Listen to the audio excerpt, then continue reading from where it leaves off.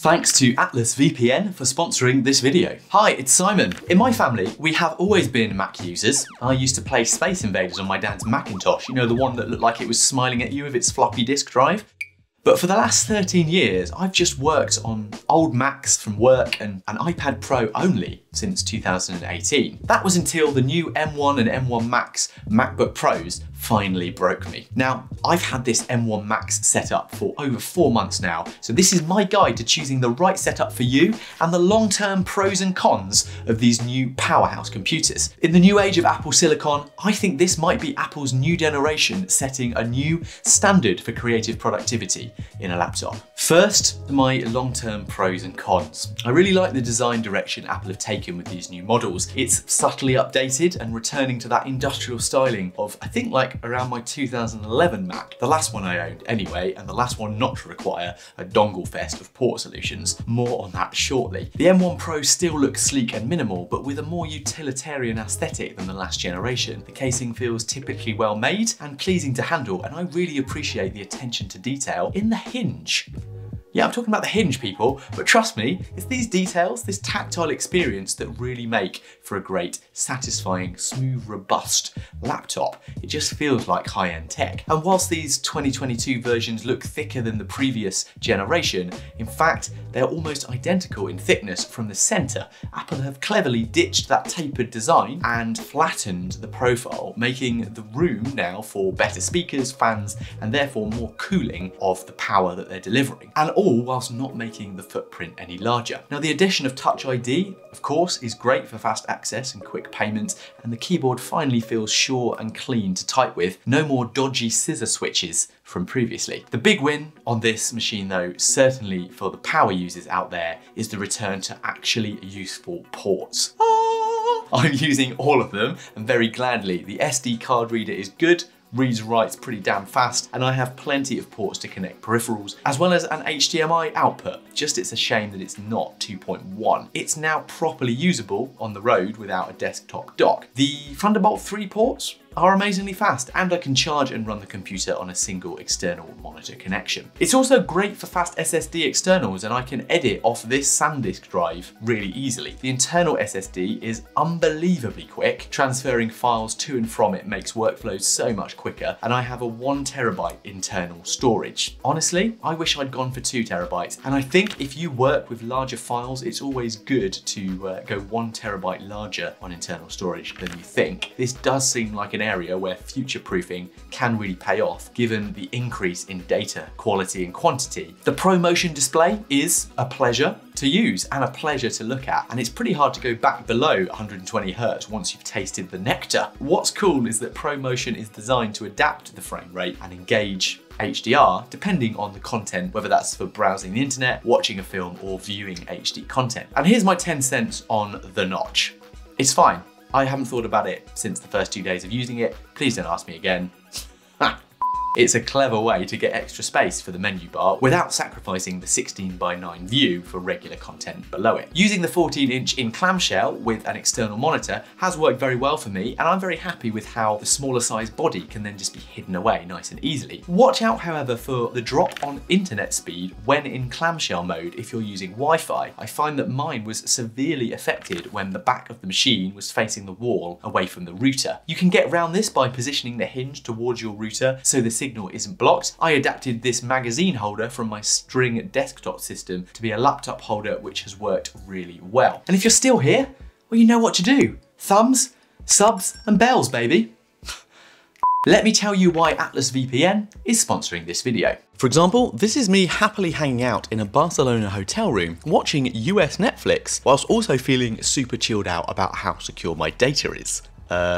Why is that relevant, you ask? Because I'm doing it using a virtual private network. Sorry, but it's from our sponsor Atlas VPN, and what I think is the best VPN deal in the market at the moment. It offers super fast read and write speeds, encrypts your personal data and browsing history across an unlimited number of your devices from iOS, Mac, Android and Windows, so it's hiding your IP address using over 500 servers across the world, so you know that your information is secure from those third-party advertisers and more. It also also blocks all the malicious links, ads and trackers and notifies you when someone is trying to steal your data with their quite unique data breach monitoring tool. But perhaps most pleasingly of all, you can bypass geo restrictions and access your favourite content from across the world using Netflix, Amazon, Prime and more. Not productive, but definitely fun. I've got to say, I found their premium service blazingly fast for streaming my favourite content, and I'm particularly happy with the simple, accessible user interface. For someone who's new to using a VPN, this is a great place to start. Right now, Atlas VPN is running a huge discount, offering a 3-year subscription for just $1.99 a month with a 30-day money-back guarantee. So go check your deal out by clicking the link in the video description below. Choosing a MacBook, the golden triangle of choices. When choosing a new M1 MacBook, I think you really have 3 key variables to consider: power, battery life, and screen real estate.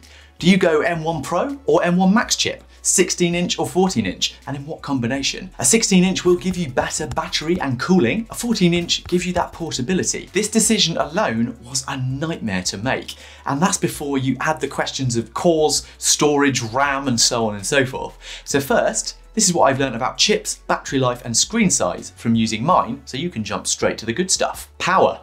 M1 Pro or M1 Max? A lot of YouTubers talk about the need to get the maxed out spec for a new MacBook to future-proof it. Honestly though, according to far more tech-focused benchmarking YouTubers than I, the base model binned 14-inch M1 Pro version of this laptop still wipes the floor with everything that went before it, other than maybe the very top Pro setups from the previous generation.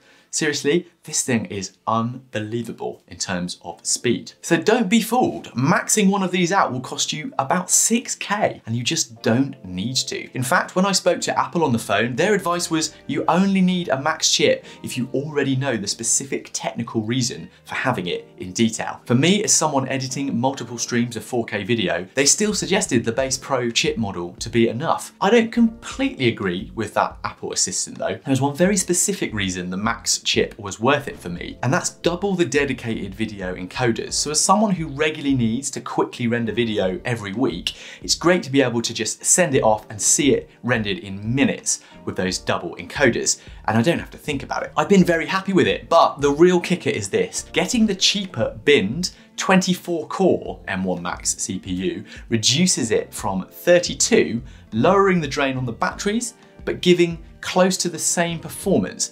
I truly believe it's the sweet spot for the powerful version of the 14-inch. So I went for the 14-inch. Did I make the right decision? Well, I know many have said putting a Max chip in the 14-inch version could be the worst combination of choices. The smaller chassis can mean there is less cooling, throttling the chip back and thus limiting performance, and the Max chip will drain the smaller batteries quicker. Well, kind of. Again, if you want power, that binned 24-core version of the Max chip makes a perfect combination of maximum power in a portable setup, with fewer cores draining less battery. Otherwise, go for the Pro chip and upgrade your RAM to match that base M1 Max chip at 32GB would be my feeling, and you'll be golden for most tasks. In the end, after 4 months of use, the reality for me was this: when I'm using it for high power tasks, it's plugged in. When I'm using it on the go, it's in low power mode, and I get around 9 hours of light use. Plenty for a day at the coffee shop, like the secret hipster I am. If I'm doing a full-on Final Cut Pro editing session on battery, it can drain the battery in almost under 4 hours. But honestly, I'm totally fine with that for my use case. So, portability, 14 or 16. I personally don't purchase a laptop like this one to just sit at home with it. That 16-inch is super gorgeous with a ProMotion HDR screen. But honestly, if you use an external monitor at home and travel, the 14-inch is a great bet. That said, if battery life is your thing, you'll always be better off with that 16-inch model and the M1 Pro chip. That seems to be the sweet spot for most people if size isn't your issue. The main reason this 14-inch MacBook is such a game changer for me though is the processing power of that Apple silicone in such a small package. The M1 Max chip will handle multiple streams of 4K, high quality video, animations and color grading on Final Cut Pro and play it back instantly without skipping a frame. All from an external SSD drive. I just don't hear the fans until it's doing a big render, and even then it's super quiet. It's just unbelievable to have a computer doing that is this small. Another way to put this, the 16-inch is really awkward to use on a plane or a cafe table and pretty heavy to carry, but it's fantastic when you arrive at your destination. the choice is yours. Bottom line, I found these new MacBook Pros have changed the game when it comes to efficiency and power in a portable system, massively outperforming the previous generations. For creators wanting to multitask and work with super high quality images, the screen and Apple Silicon efficiency is just setting a new standard for portable Pro workflows. And honestly, this has been the first Mac in a while that I really have felt was worth the high price tag. If you aim in the low to mid-range spec options, it's a great deal. So if you're looking for a new Mac, maybe this is it. Or maybe you just need to wait for those M2 MacBook Airs. Damn it, Apple, stop being so good at feeding the rumor-hungry hype machine. And don't forget to go and get secure wherever you are on the web using Atlas VPN and that huge discount on a 3-year subscription they're offering for just $1.99 a month via my link in the description. Now listen, I spend my time on this channel collecting ideas, tools, and great tech to help us all lead more productive or simplified lives. So I think you should watch this video next to see why combining your Mac with a digital second brain system might be the ultimate way to do just that. And if you're still here, well, you know what to do. Thumbs, subs, and bells. See ya.